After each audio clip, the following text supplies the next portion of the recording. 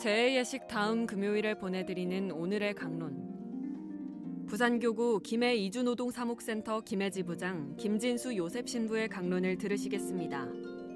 오늘 복음은 마테오 복음 9장 14절에서 15절까지의 말씀입니다. 그때 요한의 제자들이 예수님께 와서 저희와 바리사이들은 단식을 많이 하는데 스승님의 제자들은 어찌하여 단식하지 않습니까? 하고 물었다. 예수님께서 그들에게 이르셨다. 혼인잔치 손님들이 신랑과 함께 있는 동안에 슬퍼할 수야 없지 않느냐. 그러나 그들이 신랑을 빼앗길 날이 올 것이다. 그러면 그들도 단식할 것이다. 부산 가톨릭 병화방송 애청자 여러분 반갑습니다. 저는 김해 이주노동 사목을 맡고 있는 김진수 요셉 신부입니다. 오늘 우리는 복음에서 요한의 제자들을 만날 수 있습니다. 그런데 예수님께 찾아와서 기껏 물어보는 것이 우리와 바리사이들은 단식을 하는데 예수님 제자들은 단식하지 않느냐는 것입니다. 물론 이것만 물었겠습니까? 성경에 모든 내용이 기록될 수는 없기에 궁금한 많은 질문들이 오고 갔을 것입니다.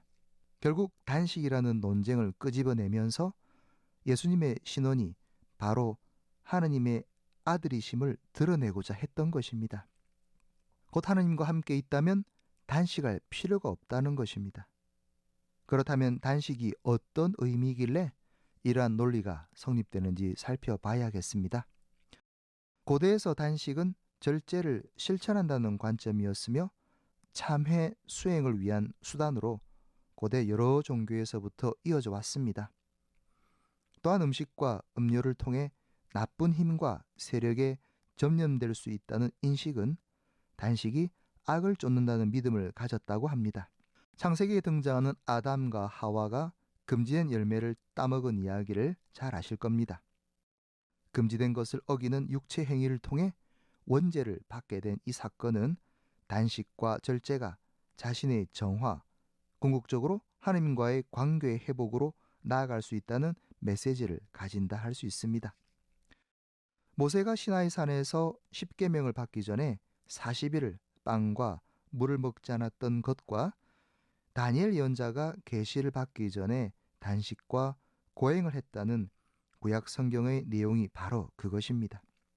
이처럼 신앙 선조들은 죄와 세상의 굴레로부터 마음을 정화하기 위해 그리고 하나님의 가장 좋은 선물을 받기 위해 단식했다는 것을 알 수 있습니다.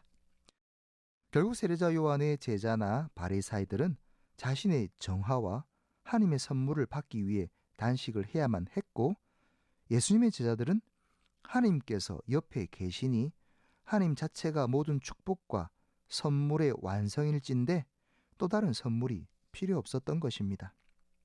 물론 제1독서인 이사야서를 통해서 단식의 방법이 그저 배고픔을 통한 고행이 아님을 또 강조하고 있습니다.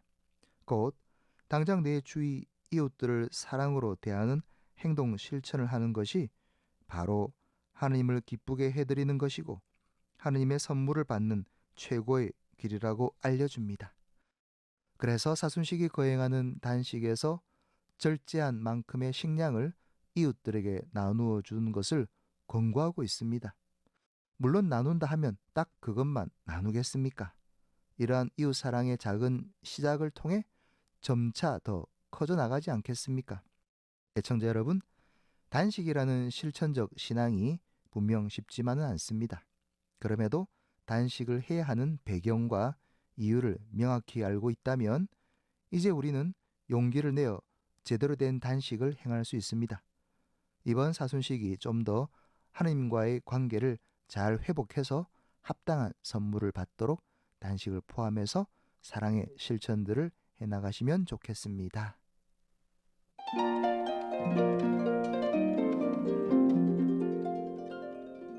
지금까지 부산교구 김해 이주노동사목센터 김해지부장 김진수 요셉 신부의 강론을 들으셨습니다.